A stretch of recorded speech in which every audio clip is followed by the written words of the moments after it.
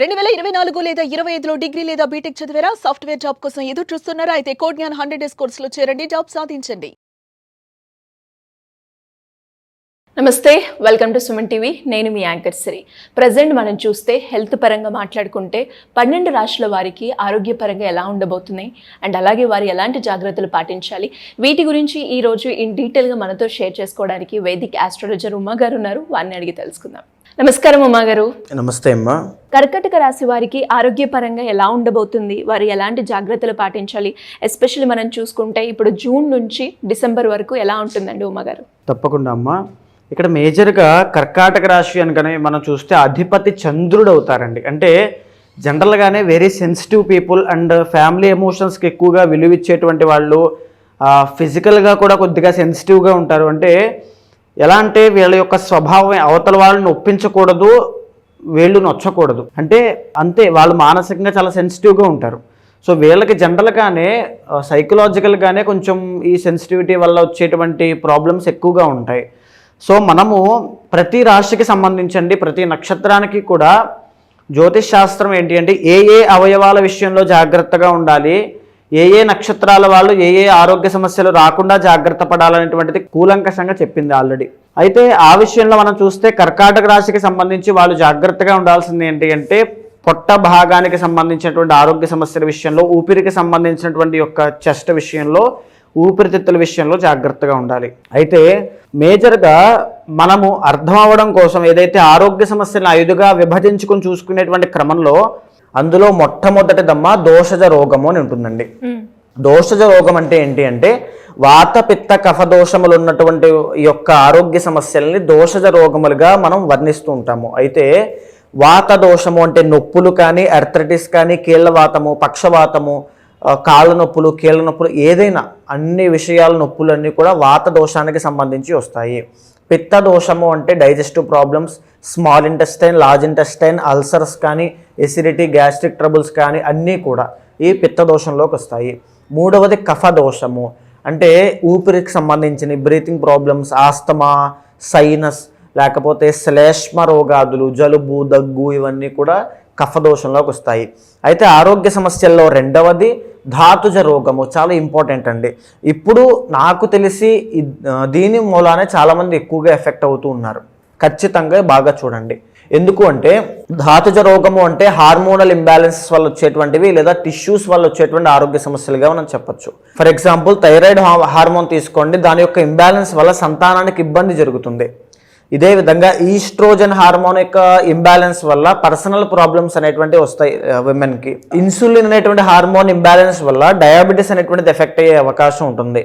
So ఈ యొక్క hormonal imbalances అనేటువంటివి మనిషికి లేదా విమెన్ ఆర్ మెన్ ఖచ్చితంగా ఎఫెక్ట్ అనేటువంటి చాలా ఎక్కువగా ఈ రోజుల్లో నేను చూసిన నా ఎక్స్పీరియన్స్లో చాలామంది చూస్తున్నాను. ధాతుజ రోగం అంటారు దాన్ని. అయితే మూడవది మానసిక రోగం అండి. ఇది కూడా ఇతర లవ్ బ్రేకప్ వల్ల, లేకపోతే పరిస్థితుల వల్ల, ఫైనాన్షియల్ ప్రాబ్లమ్స్ వల్ల ఏదైనా కావచ్చు. యాంగ్జైటీ, డిప్రెషన్, ఓవర్ థింకింగ్, నిద్ర పట్టకపోవడం, కోపము, ఆవేశము, షార్ట్ టెంపర్, ఆవేశంలో ఇన్స్టెంట్ నిర్ణయాలు తీసుకోవడం, అది సూసైడల్ అటెంప్ట్స్ దాకా వెళ్ళడం. సో ఎనీథింగ్ అండి, ఏదైనా హ్యాపెన్ అవ్వచ్చు. మానసికంగా ఇబ్బంది పడేటువంటి దాన్ని మానసిక రోగంగా మనం మూడవదిగా ఏర్పాటు చేసుకున్నాం. నాలుగవది ఆగంతుజ రోగము. అంటే ఆగంతుజ రోగము అంటే మనం ఫిజికల్గా, మెంటల్గా చాలా ఫిట్గా ఉంటామండి, ఆ విషయంలో ఇబ్బంది ఏం లేదు. కానీ బయట నుంచి వచ్చేటువంటి ఎక్స్టర్నల్ బ్యాక్టీరియా, వైరస్, ఇన్ఫెక్షన్స్ ఏదైనా, మనం ఉదాహరణకి ఏదైనా ఊరు వెళ్ళినప్పుడు అక్కడ ఫుడ్ పడకో, వాటర్ పడకో, ఆ వాతావరణం పడకో మనకు కొన్ని ఆరోగ్య సమస్యలు వస్తాయి. మనం జనరల్గానే వింటూ ఉంటాం చిన్నప్పటి నుంచి. లేదనుకుంటే కొంతమందికి వైరస్ రూపంలో కరోనా వైరస్ కానీ ఏదైనా వచ్చే అవకాశాలు, ఏదైనా అలాంటి బయట నుంచి వచ్చేటువంటి అన్నీ కూడా ఆగంతుజ రోగము అనేటువంటివి ఉంటాయి. ఇక ఐదవది కర్మజ రోగం అండి. అంటే ఇది కాన్జెనిటల్గా వచ్చేటువంటి ఆరోగ్య సమస్యలు. బై బర్త్, పుట్టడంతోనే ఏంటి అంటే వాళ్ళకి మాటలు సరిగ్గా రావు, కొంతమందికి అవయవాలు లోపంగా ఉంటాయి, సిహెచ్డి, హార్ట్ ట్రబుల్స్ ఉంటాయి, ఏదైనా అవ్వచ్చు. అవన్నీ కూడా కర్మజ రోగములోకి వస్తుంది. మరి ప్రీవియస్ వీడియో లాగానే మీరు ఒక్కొక్క రాశికి మీరు చెప్పిన 5 ఒక్కటి బాగా ఎఫెక్ట్ చేస్తుంది అని చెప్పారు. మరి కర్కాటక రాశి వారికి మనం చూసుకుంటే ఏది ఎక్కువగా ఎఫెక్ట్ చేస్తుంది? ఎక్కువగా వీళ్ళకి దోషజ రోగములో కఫ దోషము అనేటువంటిది వచ్చే అవకాశం ఉంటుందండి. అదేవిధంగా మానసిక రోగము, సో ఎక్కువగా వీళ్ళు ఏంటి అంటే ఒక సాటిస్ఫాక్షన్ లేనటువంటి ఒక అసంతృప్తికరమైనటువంటి జీవితంలో ఉండడం కానీ, లేదా ఒక తెలియనటువంటి చికాకులతో ఉండేటువంటి జీవితంలో గడపడం కానీ, అంటే ఒక రకంగా ఫ్రస్ట్రేషన్, స్ట్రెస్ కానీ చాలా ఎక్కువగా ఉంటాయి. లైఫ్ మీద వీళ్ళకి అనుకున్నది అవ్వలేదనేటువంటి ఒక ఫీలింగ్తో ఎప్పుడూ ఉంటారు. ఆరోగ్యం మీద మెంటల్గా వీళ్ళు పడేటువంటి బాధ చాలా ఎక్కువగా ఉంటుంది. అంటే వీళ్ళు అవతల వాళ్ళకి ఇచ్చేటువంటి విలువ వీళ్ళకి దక్కలేదనేటువంటి భావన కావచ్చు, ఏదైనా అవ్వచ్చండి, ఏ కారణమైనా అవ్వచ్చు. సిరి గారు మానసికంగా ఇబ్బంది పడేటువంటిది చాలా ఎక్కువగా ఉంటుంది. అండ్ అదేవిధంగా వీళ్ళకి చూస్తే 8th లార్డ్ శని అవుతారు. వీళ్ళకి కూడా పూర్ణ ఆయుష్ అనేటువంటిది, సంపూర్ణమైన ఆయుష్ ఉంటుంది. అయితే డయాబెటీస్ అనేటువంటి విషయంలో, తరువాత శని కాబట్టి ఎక్కువగా వెన్నుపూసకి సంబంధించినటువంటి ఇబ్బందుల విషయంలో చాలా జాగ్రత్త వహించాలి ఈ 2 విషయాల్లోనూ. దీంతో పాటుగా ఏంటి అంటే బుధగ్రహ సంచారము, మాట వల్ల వచ్చేటువంటి తగువుల వల్ల వచ్చేటువంటి మానసిక అశాంతి, మాట విషయంలో చాలా జాగ్రత్త వహించాలి. ఈఎన్టీ ప్రాబ్లమ్స్ విషయంలో, నరములకి సంబంధించినటువంటి విషయాల్లో, ముఖానికి సంబంధించిన విషయాల్లో జాగ్రత్త వహించాలి. సో వీళ్ళు ఈ 5 వస్తాయని ఏమాత్రమూ కాదండి. కర్కాటక రాశి వాళ్ళకి దోషజ రోగముతో పాటు మానసిక రోగం అనేటువంటిది 2 ఉంటాయి అంతే. రోగం ఏమీ కాదు మానసిక రోగం అని, అది ఒక వీక్నెస్ అంతే. వాళ్ళకు ఉన్నటువంటి వాళ్ళ తత్వం, క్యారెక్టర్ అంతే. సో దానివల్ల వాళ్ళు ఇబ్బంది పడుతుంటారు తప్ప అది పెద్ద ఇబ్బంది ఏమీ కాదు.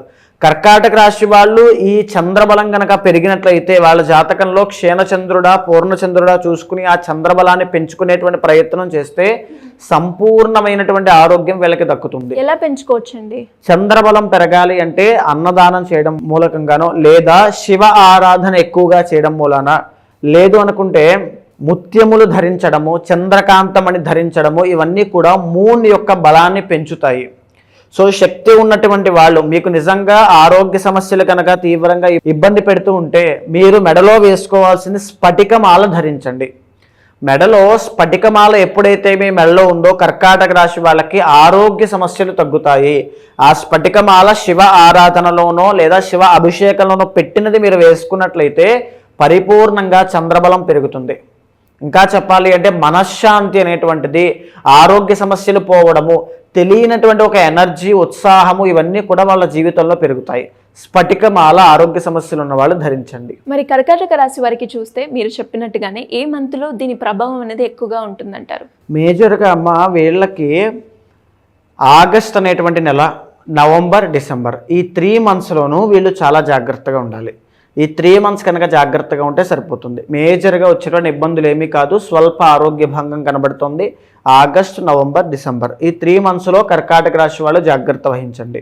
ఉమాగారు, మరి ఎవరికైనా కూడా ఇంకా డీటెయిల్డ్గా వాళ్ళ ఇంటర్నల్ చార్ట్ ఏదైతే ఉందో దానికి సంబంధించి వాళ్ళు ఏదైతే సమస్య ఎదుర్కొంటున్నారో పరిష్కారం చేసుకోవాలి అంటే, మిమ్మల్ని అప్రోచ్ అవ్వాలి అంటే ఎలా ఉంటుంది? తప్పకుండా అమ్మా, మీకు అలాంటి వాళ్ళు ఎవరైనా ఉంటే మీకు కింద కనిపించే నెంబర్కి కాల్ చేస్తే మా వాళ్ళు పూర్తి వివరాలు అందిస్తారండి. మీ యొక్క D1, D9, D10 చార్ట్స్ చూసిన తర్వాత దశ అంతర్దశల్ని, ఆరోగ్య స్థానాన్ని గమనించిన తర్వాత ఎలాంటి ఆరోగ్య సమస్యల విషయంలో జాగ్రత్త తీసుకోవాలి, ఏ సమయంలో జాగ్రత్త తీసుకోవాలి, ఆల్రెడీ ఉన్నటువంటి ఆరోగ్య సమస్యలు ఏమిటి, ఒకవేళ ఉంటే దానికి రెమెడీ ఏమేమి చేసుకోవాలి, ఎలాంటి శ్లోకపారాయణ, ఎలాంటి మంత్రజపము, ఎలాంటి పూజ లేదా ఎలాంటి యాగము అనేటువంటిది ఏం చేసుకోవాలి అనేటువంటి కంప్లీట్గా వివరంగా చెప్పి మీకు మంచి రిజల్ట్స్ వచ్చి భగవత్ అనుగ్రహం కలిగేలా ఒక మార్గాన్ని చూపిస్తాను. థ్యాంక్ యూ అండి. థ్యాంక్ యూ సో మచ్ మా గారు. నమస్తే అమ్మా.